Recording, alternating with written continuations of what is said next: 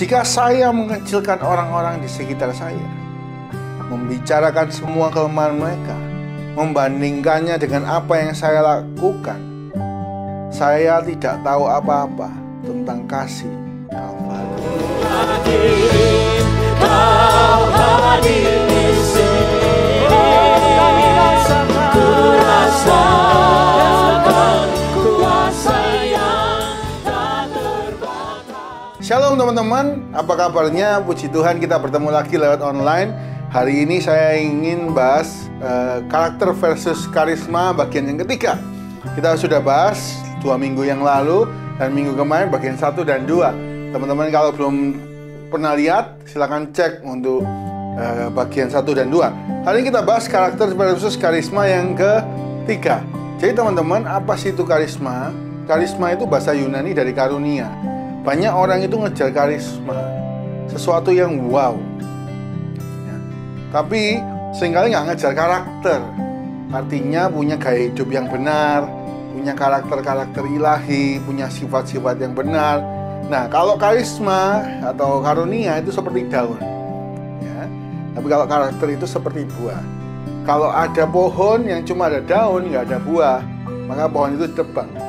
Demikian juga orang Kristen, kalau banyak istimewanya, wow-nya luar biasa, tapi nggak punya karakter, nggak punya kasih, akan ditebang sama Tuhan. Kalau pelayanan kita nggak punya kasih, walaupun pelayanan kita luar biasa, serba bisa, kemanapun bisa ya, dari asyir sampai khotbah, sampai pujian, main musik, tapi kalau kita nggak punya kasih, itu nol besar ya. Kalau kita nggak melakukan kebenaran, itu nol besar. Nah, hari ini kita belajar, ayo kita semua punya karakter. Nah, ada seorang yang luar biasa. Ia adalah pendiri koran New York Tribune. Nah, ini New York Tribune itu adalah sesuatu yang koran yang terkenal pada zamannya. Ia mengatakan ketenaran itu bagaikan uap. Popularitas itu adalah sebuah kebetulan. Kekayaan mempunyai sayap, gampang hilang. Dan hanya karakter yang tinggal tetap. Jadi teman-teman, kalau kalian hari ini mungkin punya famous ya, punya popularitas yang luar biasa, itu seringkali karena kebetulan gitu ya. Ataupun kekayaan luar biasa, itu bisa hilang seketika. Banyak hari ini mungkin orang hadapi corona, kekayaannya menurun drastis. Wah, banyak. Tapi kalau kita punya karakter, itu tinggal tetap selamanya ya. Jadi betapa pentingnya kita ini punya karakter. Karakter itu apa? Karakter itu yang pertama, karakter is what you are in the dark. Artinya apa yang kamu lakukan dalam gelap. Apa yang menjadi dirimu dalam gelap. Banyak orang waktu dikasih kamera baik luar biasa, tapi begitu dalam gelap nggak ada yang lihat, oh kasarnya juga luar biasa. Apa karakter kita? Bagaimana karakter kita? If you take care of your character, then your reputation will be take care of itself. Jadi kalau teman-teman menjaga karakter kalian, maka reputasi kalian, nama baik kalian itu terjaga sendiri. Jadi yang penting kita ini harus mikirkan karakter kita. Bagaimana karakter kita? Kita akan punya kasih? Atau cuma pengen tampil, pengen terkenal, pengen kaya, tapi nggak punya kasih, nggak punya karakter, sabar dan sebagainya. Hati-hati teman-teman sama televisi. Christian Medical Journal 1979 ya, mengutamakan bahaya televisi. Ini kalau sekarang sosial media sama aja, nggak ada bedanya. Apa sih bahayanya televisi dan sosial media? Ya. Bahayanya adalah yang ditampilkan itu palsu, munafik, penuh dengan kemunafikan. Banyak yang nggak ditampilkan. Jadi banyak orang itu salah mengerti di TV itu ya. Wah, banyak orang itu kalau di sosial media kelihatannya penuh kasih ya, tapi begitu nyatanya nggak gitu. Penuh kemunafikan. Hati-hati. Kemunafikan inilah yang membawa orang Kristen banyak hancur, kecewa, jadi batu sandungan. Ayo kita jangan munafik, tapi kita punya kasih dan karakter. Kita buka bersama-sama firman Tuhan ini 1 Korintus 14 ayat 1-3. 1 Korintus 14 ayat 1 sampai 3 dinyatakan di sana. Yang pertama, ayat pertama, kejarlah kasih itu dan usahakanlah dirimu memperoleh karunia-karunia roh, terutama karunia untuk bernubuat. Siapa yang berkata-kata dengan bahasa roh tidak berkata-kata kepada manusia, tetapi kepada Allah, sebab tidak ada seorang pun yang mengerti bahasanya. Oleh roh ia mengucapkan hal-hal yang rahasia. 3. Tetapi siapa yang bernubuat, ia berkata-kata kepada manusia, ia membangun, menasihati, ia menghibur, gitu ya. Nah, jadi prioritas yang pertama dari ayat yang kita baca, satu hal yang paling nomor satu kita kejar, kasih. Jadi semuanya kejarlah kasih. Yang kedua, kejarlah karunia-karunia roh, terutama nubuat. Nah, kenapa nubuat? Karena nubuat ini berdampak kepada orang lain, membangun, menghibur ya. Kalau bahasa roh itu membangun diri sendiri. Nah, kalau kita punya kasih, kita pasti pengen bangun orang lain. Jadi prioritas kita hari ini dalam pelayanan, dalam hidup, sudahkah kita punya karakter yang baik? Kalau kita jaga karakter kita, maka karakter itu akan menjaga reputasi kita. Tapi kalau kita nggak punya karakter, dalam gelap kita sembarangan, jangan kaget satu kali kita jatuh. Sekali lagi, skill itu bisa membuat kita sampai kepada puncak. Tetapi yang membuat kita tetap bertahan di puncak, itu karakter kita. Jadi teman-teman, ayo kita punya karakter yang benar. Skill kita harus kita kejar, harus berlatih. Tapi kalau kita nggak punya karakter, kita akan jatuh dan hancur. Oke, kita bahas ya. Setelah kita bahas kemarin sampai nomor 8 ya, tentang apa itu orang punya kasih, kita lanjut sekarang. Apa ciri-ciri orang punya kasih? Bagian terakhir. 1 Korintus 13 ayat 5 sampai yang ke-6 dikatakan di sana ya. 6 sampai 7 ya, kita dikatakan di sana, ia tidak bersukacita. Orang yang punya kasih itu apa? Ia tidak bersukacita karena ketidakadilan, tetapi karena kebenaran. Ia menutupi segala sesuatu, percaya segala sesuatu, mengharapkan segala sesuatu, sabar menanggung segala sesuatu. Yang ke-9 dari apa yang kita bahas, orang punya kasih itu ya apa? Ya. Yang pertama, dia bersukacita karena kebenaran dan sedih karena ketidakadilan. Kalau ada orang nggak adil, jangan sampai kita ini bersukacita, merasa lega. Nggak adil itu nggak apa-apa lah. Memandang bulu itu kelihatan nggak apa-apa. Oh, kalau sama ini baik, kalau sama itu nggak baik. Nggak adil. Orang itu dinilai bukan dari dia dari keluarga apa, tapi dari perbuatannya. Teman-teman, kalau kita ini tidak menegur teman kita yang salah, maka sebenarnya yang bertanggung jawab atas nyawa teman kita itu adalah kita. Kamu lihat temanmu nggak benar, tegur. Jangan malu, jangan sungkan. Kalau kamu tahu itu salah, kamu nggak negur, kamu yang dapat pertanggungjawabannya. Ayatnya di mana kok? Yeskiel 3:18. Kalau aku berfirman kepada orang jahat, engkau pasti dihukum mati, dan engkau tidak memperingatkan dia. Kita lihat kepada orang jahat ini, Tuhan firman sama kita, suruh inget no, tapi kita nggak memperingatkan, atau tidak berkata apa-apa memperingatkan orang jahat itu dari hidupnya yang jahat, supaya tetap hidup jahat ya. Yang nggak mau, nah, orang jahat itu akan mati dalam kesalahannya, tetapi aku akan menuntut pertanggungjawaban atas nyawanya daripadamu. Jadi kalau hari ini kita ini sukacita, lega kalau orang lain berbuat jahat, gak adil, gak apa-apa, kita ini gak punya kasih. Hati kita itu sudah tumpul ya. Kalau kita ini lihat orang salah, kita mau negur, itu kita punya kasih. Nah, kalau Tuhan sudah nyuruh negur, nyuruh nasihati, kita gak mau, orang itu mati dalam kesalahannya, kita yang bertanggung jawab di hadapan Tuhan. Jadi teman-teman, kalau ada temennya yang salah, jangan sungkan. Tegur aja. Entah mau dengar kak, nggak mau dengar kak, terserah. Ya. Amsal 27 ayat 5 berkata, lebih baik teguran yang nyata-nyata daripada kasih yang tersembunyi. Percuma kamu gak punya kasih tapi kamu diem aja orang salah. Ya, kamu lihat ada orang mau masuk jurang, kamu gak teriak, kamu gak nolong, kamu gak ngapa-ngapain. Oh, aku mengasihi orang itu. Bohong. Lebih baik tegurannya nyata. Hati-hati. Gitu ya. Tegurannya nyata. Awas, jalanmu ini gak benar. Itu kasih. Jadi kalau kita punya teman yang suka menegur kita, jangan-jangan teman kita itu pengen kita maju. Kalau kita punya pemimpin yang suka negur kita, jangan-jangan itu pengen kita maju jadi hebat, pemimpin kita. Tapi kalau dibiarkan, wah ya terserah, jalan aja. Nah, Ko Ishak ini sering ngomong sama banyak muridnya Ko Ishak. Koko, kalau nggak negur kalian, itu Koko sudah capek, nggak mau ngurusin kalian lagi.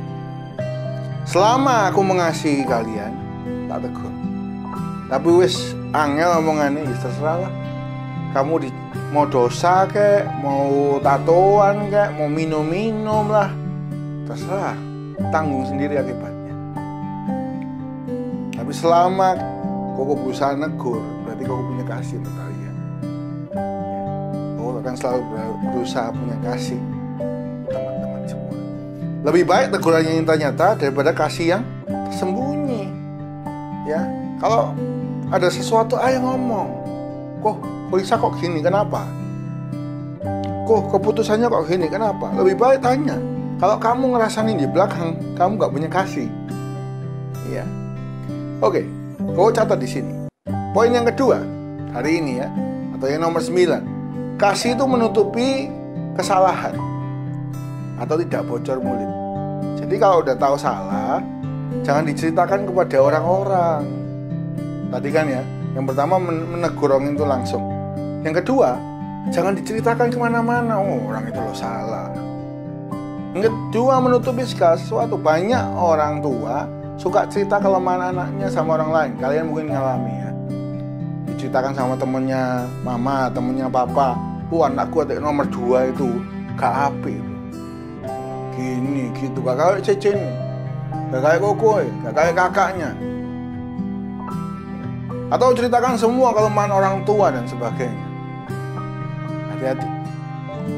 Kasih itu nggak menyebar-nyebarkan kelemahan, borok, tapi menutupinya. Nah, apa sih bedanya menilai dan menghakimi?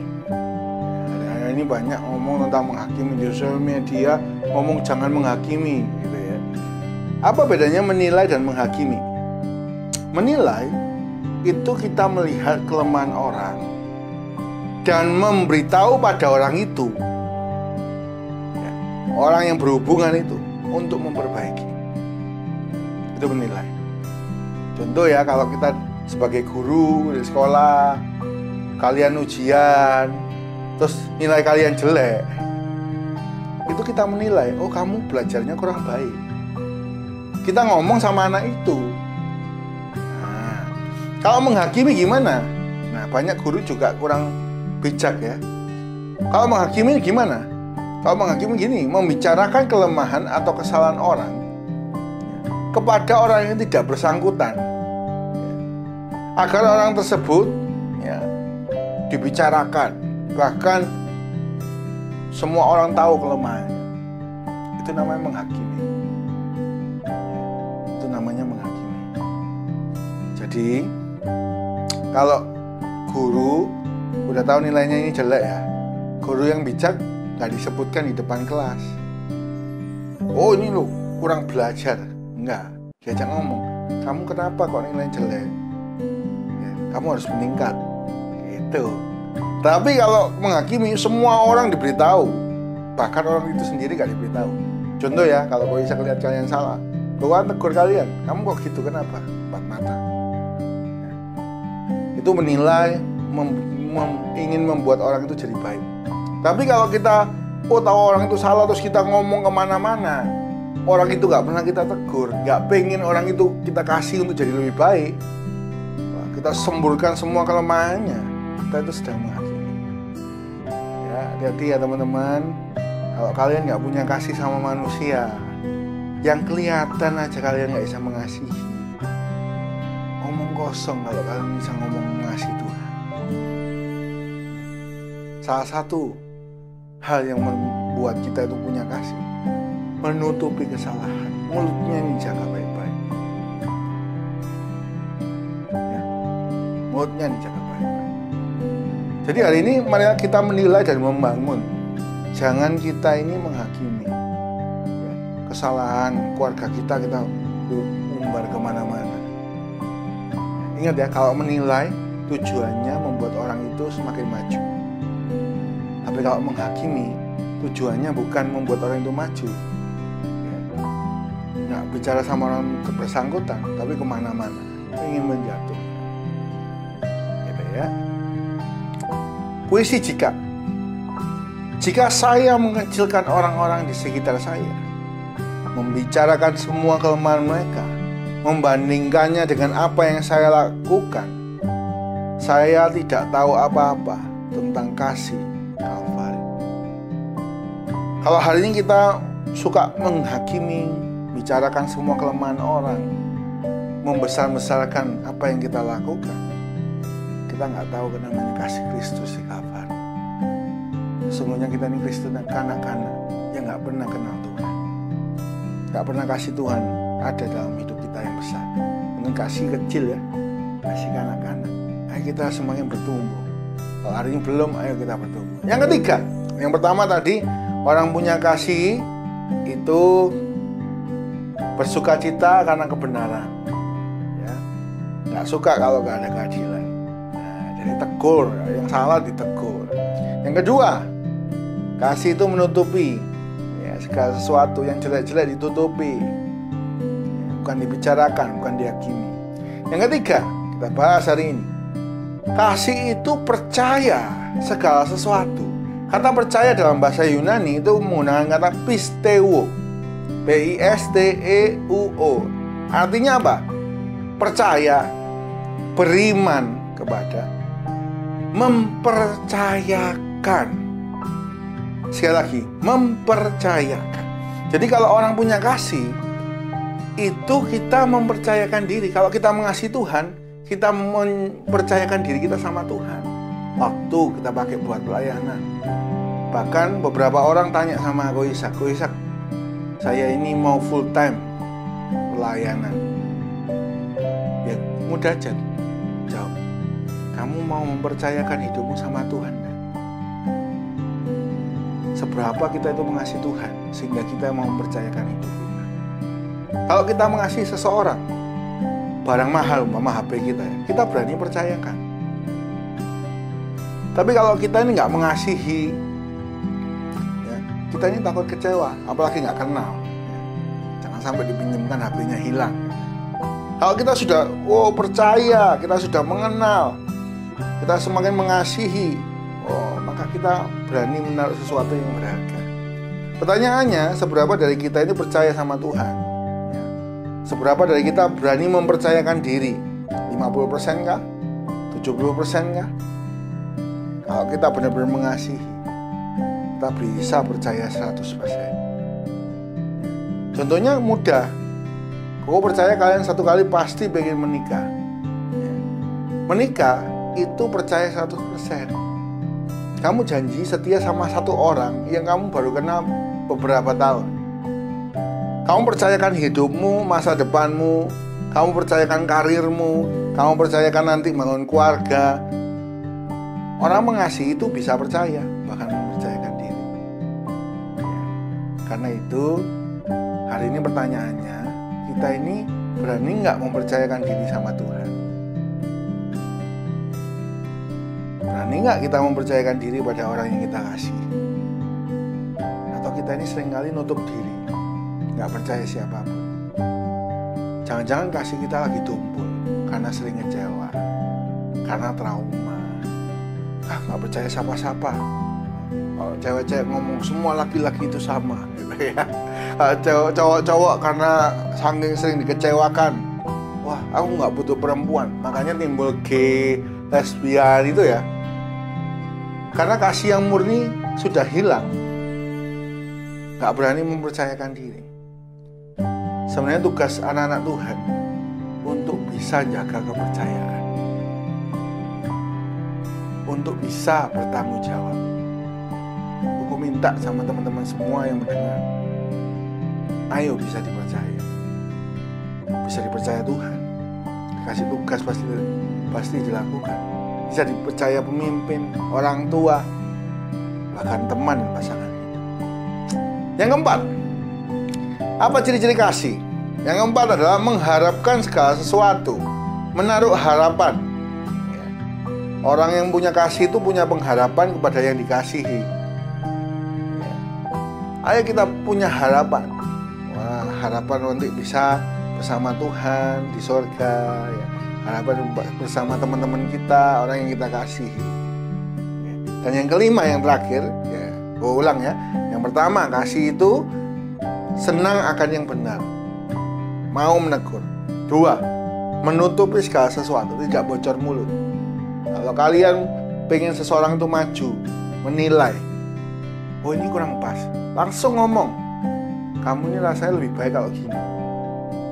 Orang itu berkembang, itu kasih.